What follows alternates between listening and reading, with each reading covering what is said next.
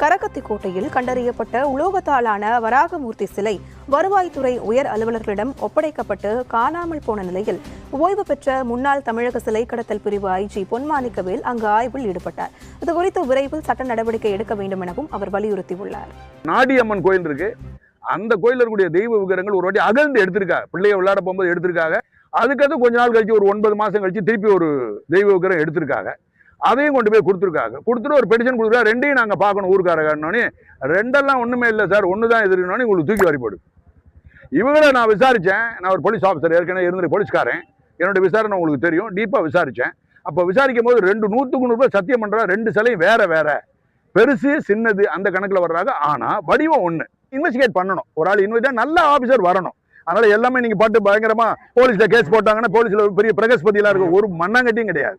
போலீஸில் there is everywhere there is corruption. ரொம்ப ரொம்ப ரொம்ப ரேர். 100 இன்ஸ்பெக்டர் எடுத்துக்கிட்டோம்னா ஒரு ஆள் கூட நேர்மையாக இல்லை. 1000 இன்ஸ்பெக்டர் எடுத்துட்டா ஒரு 2 பேர் இருப்பான், 3 பேர் இருப்பான், அவ்வளோதான். அப்படி அந்த கணக்கில் தான் வந்துட்டு